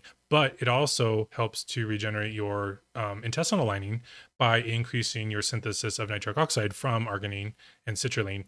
And that is a major factor in your ability to resist C. difficile as well. It's really, really difficult to get rid of. I'm having a really hard time like figuring out how to do it in an easy way, because it's just a bitch. It's so resistant. It's because of because it accumulates hydrogen peroxide. I mean, that's not even the right word. Because it accumulates hydrogen sulfide. Hydrogen sulfide is actually a really powerful reducing agent. So it actually inactivates a lot of our innate immune, all of the hypohalous acids that our immune system makes. Hydrogen sulfide actually inactivates them. So bacteria like C. difficile can actually accumulate hydrogen sulfide, and that protects them from our immune factors. And then also C. difficile also produces spores. And spores are just really difficult to get rid of. So our primary defense mechanism against them is a healthy gut microbiome. So you need to feed your healthy gut microbiome with plenty of anthocyanin and polyphenols and sugar and carbohydrate. Carbohydrate is one of the best ways to regenerate especially sugar is one of the best ways to regenerate your commensal microbiome. And then that protects you from C. difficile. In my book, I also talk about the cause of autism being streptomyces bacteria that produce streptavidin that binds to and inactivates biotin. And biotin deficiency actually increases the toxicity of C. difficile toxin. It makes it produce more toxin. And the reason is because C. difficile needs biotin to grow. And if the streptomyces bacteria are inhibiting that biotin, then the only place that C. difficile can actually get the biotin is from our tissues. So you can actually take biotin as well, because that will actually feed the difficile and stop it from producing the harmful toxins that cause really high adrenaline release. Actually, I think this is actually that I don't think I mean I pretty much know this. This is the mechanism behind the behavioral problems that often accompany autistic children, because they get these really high spikes in adrenaline and no person can resist those things. Like, it just feels so horrible. So they adopt coping mechanisms like outbursts or rocking or repetitive behavior to deal with the pain of that high adrenaline, and then also which results in cortisol release, and it's really uncomfortable. So I think it's this biotin mechanism that's in there. So if you actually take biotin, you actually calm down the C. difficile so that it doesn't actually stimulate so much adrenaline release, actually. So, you're welcome, Kier. Yeah, and you're welcome, Tara. I'm glad you guys are here. Okay, so I think I'm maybe going to wrap up because my voice is getting strained a bit. Let's see what else. Oh yeah, Melinda. Fuck yeah, Subnautica. I don't know if I want to play. Do I? Well, let's maybe not. Maybe I'll play. Maybe I'll play Subnautica. Well, maybe, I don't know. Do you guys want to like play a video game? We could do that. That might be fun. I don't know. It might not even work. My setup is kind of junky, but oh, Mike, tanning bed. Yeah, tanning bed actually could if it was weak. Don't get tanning bed enough to get tan. That's too much. It's too intense and too direct. Tanning beds are really bad for you. If you got a really low one, that would be fine though. Yeah, and Mike, apricots do have boron as well. Yeah, that's one of the reasons why I like it too, because also, I've had trouble finding, a lot of, I've had trouble finding an inlet into the nutritional world, and especially in part because, the repeat community is so homophobic, that a lot of my work was just met with derision and contempt just because of who I am, and people won't listen to me because of that. So that's one of the reasons why I really like, interacting with people that do read my work, because I feel like I can be a little bit effective. Yeah, the Cartman drama triangle stuff. The reason it's omitted from modern psychology, Mike, and which is really funny too, because it's called the Cartman drama triangles because it was made by, I think his first name was Stephen Cartman, who was a psychologist. Like, he came up with it. So the fact that a professional and renowned psychologist, like, when I have asked therapists if they've heard of the Cartman drama triangle, they go like, "Oh yeah, isn't that thing where like there's like a persecutor and a helper?" And they don't even know, they know about it, but they don't even like look at it. I'm related to a therapist, and when I tried to talk to them about it, they just completely shut down. And nobody thinks it's like junk science at all. It's actually quite revered. The reason they don't teach it is because it would require them to address their own issues with the helper personality, and they don't want to do that, so then they don't teach it. And it's also empowering, like when people, it's why it's in my books, because it's really empowering to help understand why we get the certain types of psychological burdens that we do from experiences of abuse. And so if you can be empowered to know that yourself, then they think they wouldn't have any use. But that's not really true either, because like if you were more effective as a mental health professional, you would actually get more business. Ironically, it's the whole Monsters Inc. plot line, like, with the the power generation from screaming, but there's actually way more from laughter. Like professionals can find so much more success by being honest and being effective. And you don't need to be subversive, but they don't understand that because of their own psychological trauma. And so then they just are not very good. So yeah, anyway. Would a topical application of methionine and cysteine cause a localized growth of tissues? I don't know. Probably. I haven't looked into that. Why would you is that a thing? Do people have do you think do people have oh, thanks, a word child. That's nice of you to say. Yeah, I'm looking forward to these too. Yeah, Kylo, you want me to play? Okay, maybe we'll turn it on and maybe I'll play for a little bit. Because I did try to get it set up. This would also probably actually be a good stream to test if it would work. I had the hard time getting my chat to show up on screen. That took me like 3 hours. Yeah, is there a topical methionine cysteine thing, Mike? I don't even know if that is actually a thing. One of the things I was gonna do, I only have one screen, so if I switch to gaming, I can't really see chat. I have it on my phone, but when I try to click on it, it says no live broadcasts. That's really weird. I wonder how I can get it up.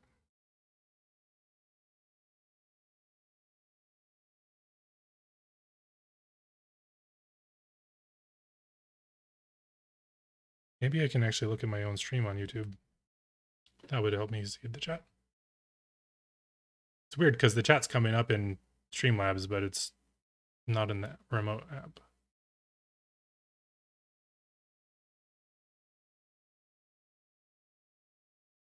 Oh, yep, there's my voice.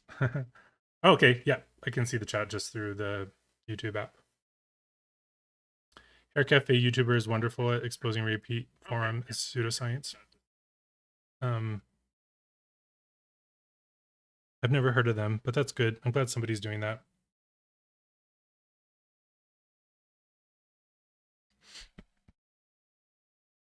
Oh, were you thinking about maybe using them to like thicken tissue or something, Mike?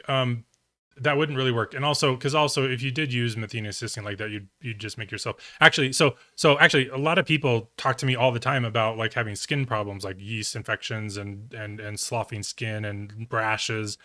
Those are also fed by things like iron and methionine and cysteine excess.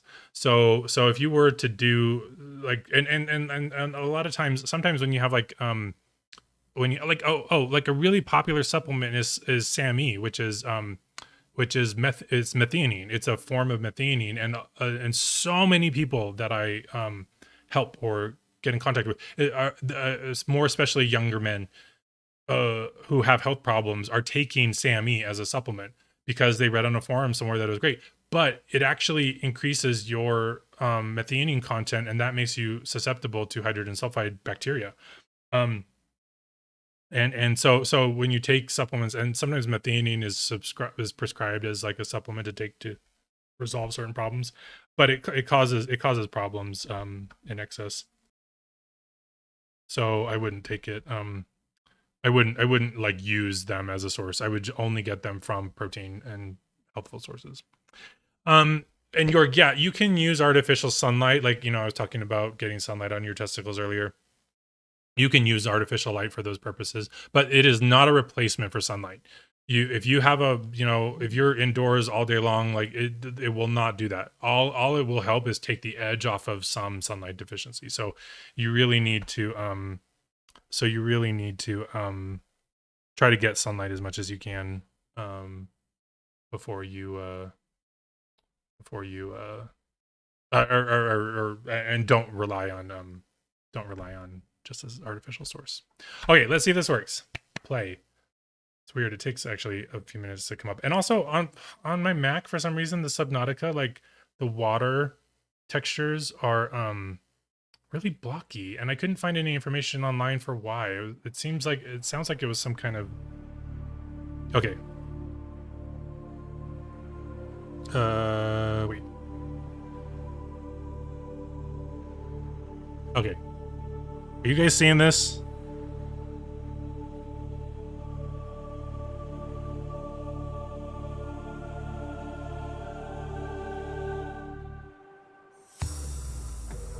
I don't know if it actually switched over or not because of the way the app works.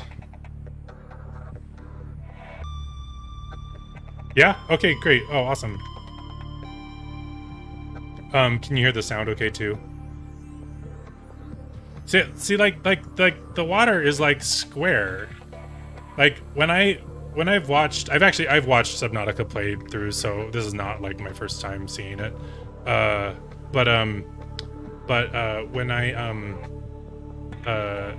when I played it, when I watched people play it, like the water looked beautiful, and then I got it, and it's like the water looks like kind of choppy.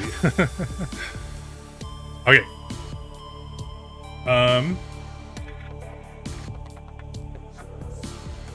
Kylo, I did not get a sunlight lamp. I don't think the sunlight lamps really are like sunlight. I think it's just more of a marketing ploy. Any artificial lamps can't replicate the intensity of the sun. So, and part of the benefit of getting an actual like sunlight exposure is actually the level of intensity that the sun provides. Yay! I've been wanting to play this for a while. Yeah.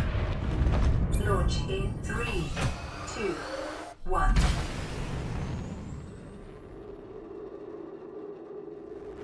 I won't lie, I'm also a little scared.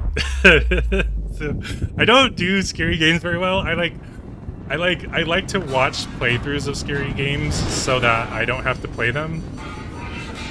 Because I get scared. But this one isn't super scary. It's just like mostly scary.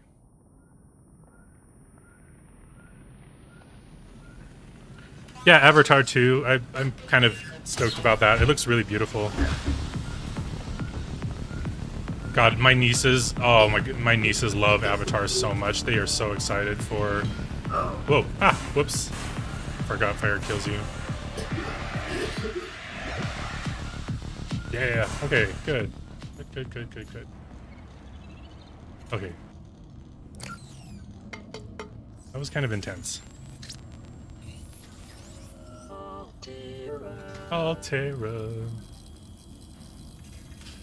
I can't believe I haven't ever played this. It's been out for so long. Minor head trauma. This is considered an optimal outcome. An optimal outcome. This PDA has now rebooted in emergency mode with one directive: to keep you alive on an alien world. All right. Please refer to the databank for detailed survival advice. Good luck.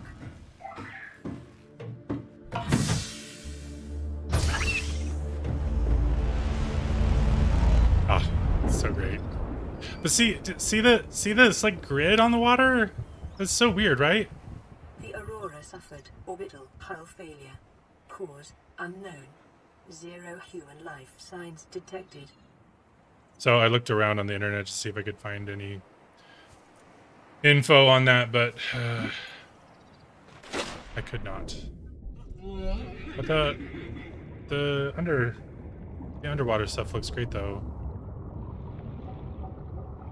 Okay, what am I supposed to do first? Actually, I don't know. Okay, wait. So we're swimming. There's fish. I'm supposed to, like... What am I supposed to do? Yeah, I'm, Kylo, I'm on a, I'm actually on an iMac. And it's Oxygen. a really good iMac, but it is still just an iMac. It wouldn't, like, the water setting is on medium, it said. And it wouldn't let me put it on high, but, I would have thought that, like, I could just choose high. Or that the medium wouldn't look square. It would just be like, you know, less... It would just be less detailed. But it's actually square, so... I don't remember... I know I'm supposed to, like, start finding pieces of the wreck. Here's something. Nope. Can I do something with that? Nope. What was that? Oh.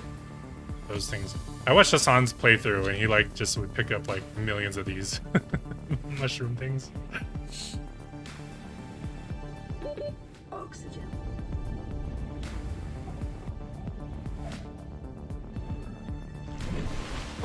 Jorg, what advice would I give for attracting a partner if there's low confidence? Yeah, you know, a lot of us have that problem. You know, I haven't dated for like 7 years.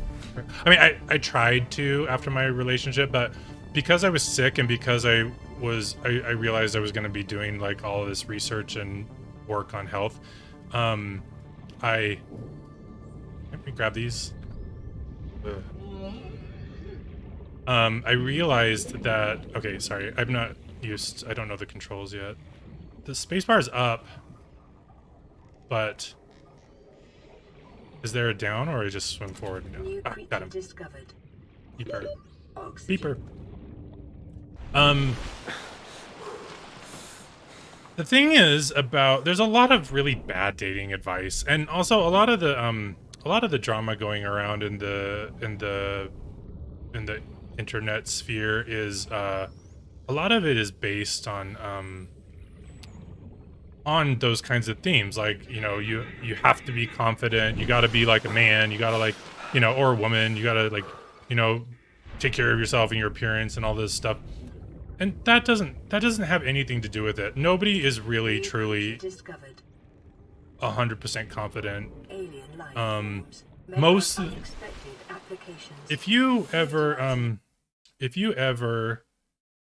hear advice from people that talk about confidence as if it's like a necessity in a romantic partner, they don't have confidence. Like, that's not what confidence is. Like, confidence is not needing other people to be confident. That's antithetical to confidence. Like, like, sorry, I had to turn the volume down a little bit for me. How is the volume for you guys in the game? Is it, it was a little too loud. I couldn't even hear myself think. Wait, okay, what's the, actually, what's the, oh, the PDA, she told me it was tab. Okay, so we got those. Why are they in my hotbar, though? Blueprints, oh yeah, blueprints. Beacon manager, photo manager, voice log, data bank. Why are they in my hotbar? Is it because they're equipped? No. Weird. Okay, well, maybe I'll figure it out later.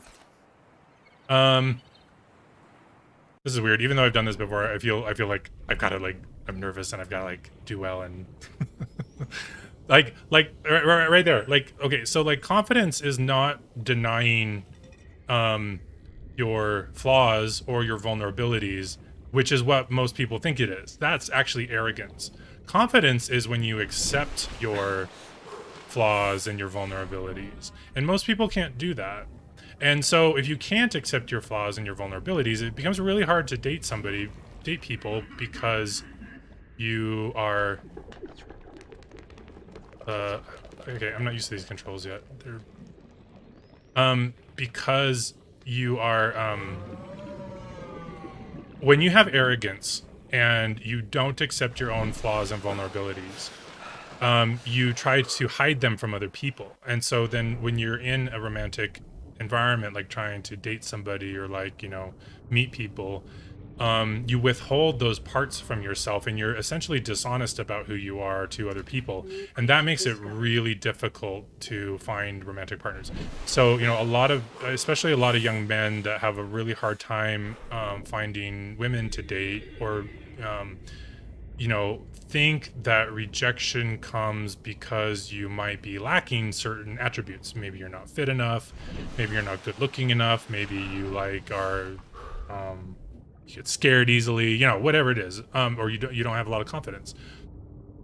The problem is that people are going to reject you no matter what you do. People who are insecure. Okay, I'm not even thinking about what I'm supposed to be doing because I don't even know. Okay, I've got like 3 fish, and I know I'm supposed to find. Okay, do you guys know what I'm supposed to find next? Yeah, I haven't dated for, yeah. Well, I dated casually for 2 years after my breakup, so I haven't dated at all for 5 years. But I haven't been in a relationship for 7 years, and the reason is because I didn't want to date somebody while I was, you know, infecting myself with, like, infectious oral bacteria, so I could study them and figure out how to cure them. You know, so I didn't. Okay, actually, maybe there was stuff on the thing here that I was supposed to find.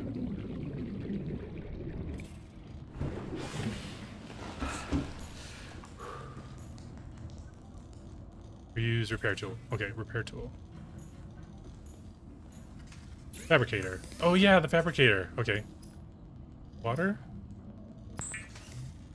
Yay. Okay, yeah, I made water. Now cooked fish. The fabricator cooks small organisms while disposing of the skeletal structure, bodily fluids, and internal organs, Oh yeah, Kylo, making them safe for human consumption. I kept getting sick when I was going out dating. And I thought it was like I thought like I got like an STD, but I'd go get tested for an STD and they would come back negative.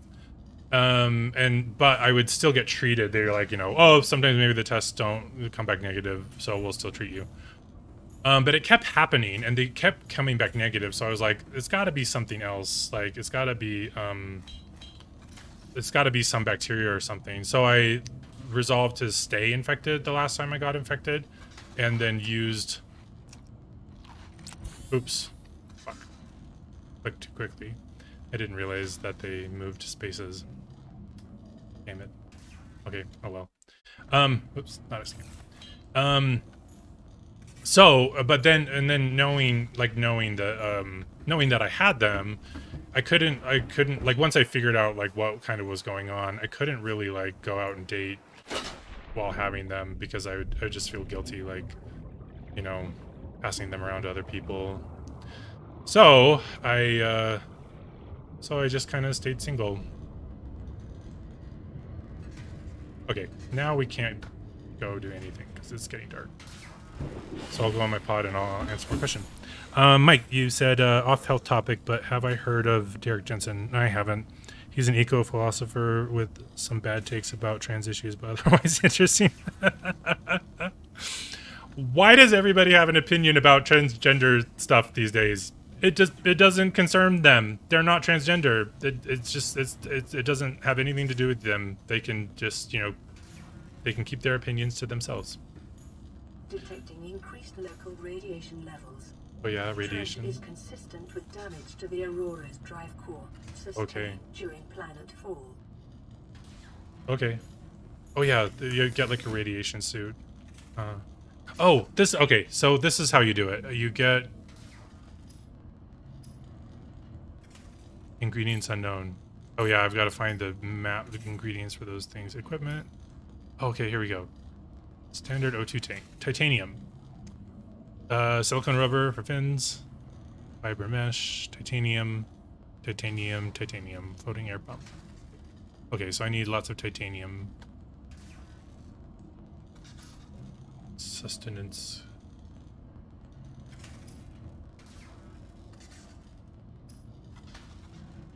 Cured food. Oh, is that to like preserve fish because they like decompose, so you can cure them to keep them from happening?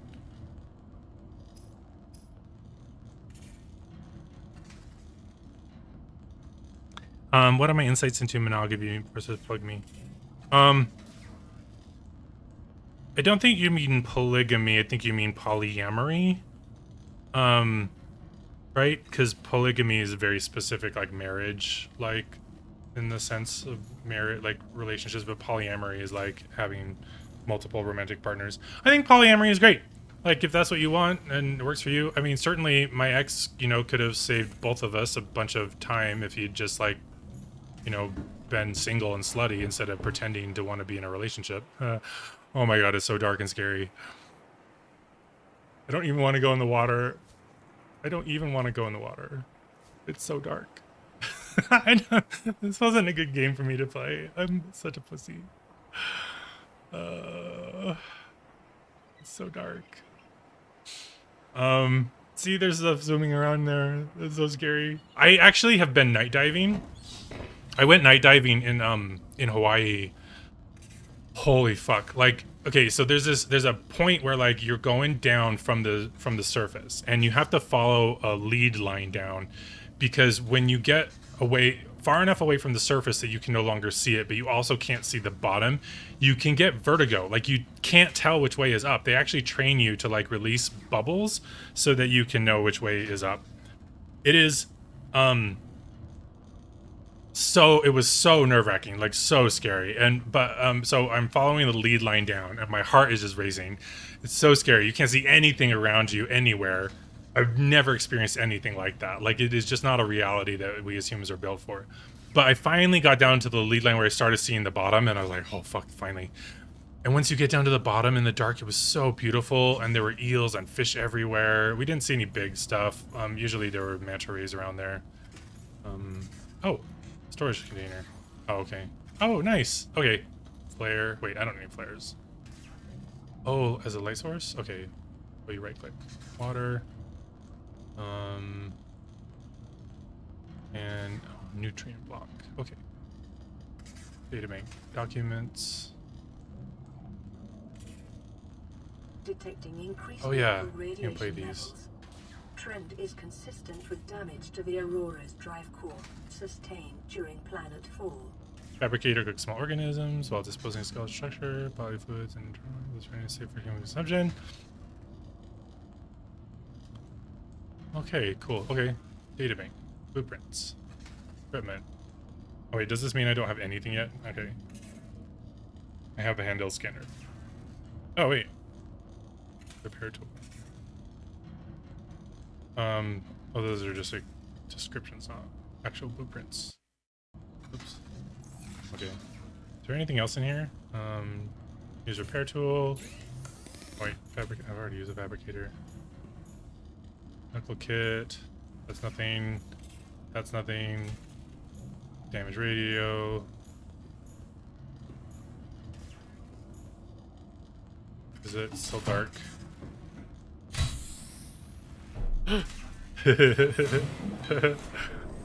Oh, okay, it's getting... Fuck. It's so scary. This is too scary. Let's see, what did you ask next? What would happen if you didn't shower for 3 months? You would smell like a piece of shit. Health-wise, I mean, if you're older, you can get skin infections from not showering, actually. But if you're young and healthy, I mean, it's not a big deal, but I mean, still shower though. That's a good practice. You know, a lot of people are like afraid of, Oxygen. oh, okay, yeah, it's getting bright again. Oh, okay, finally. A lot of people are afraid of you know, harmful soaps and chlorine in water and things like that. Which, you know, which sometimes are a concern, actually. Whoa, what is this? What the fuck is this?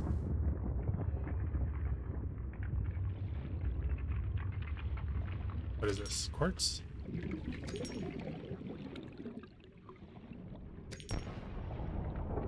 What are these? Silver-based wiring kits are an essential component of many habitat modules. Silver? Gold?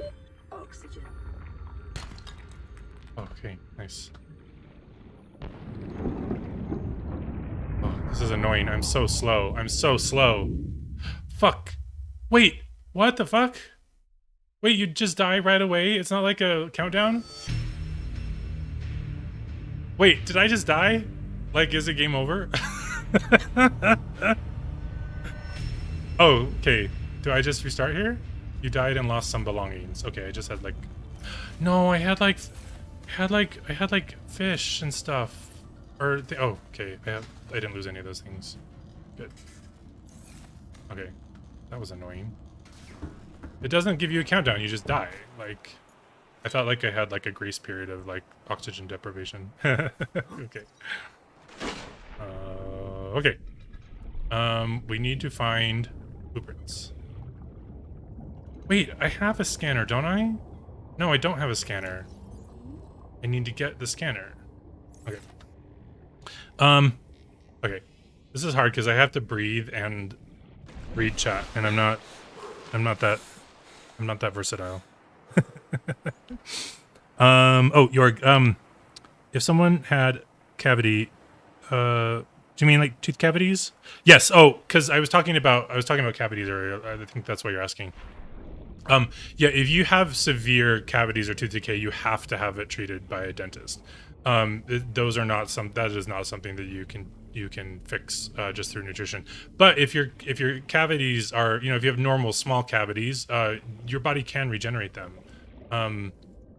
Wait, is this something? Wait, why can't I get this? Nope, I've got to scan it. Where's the scanner? Am I missing something? Does anyone know where the scanner is? I never saw the 100. Hi, 911. I never saw the 100. Is that where like people disappeared?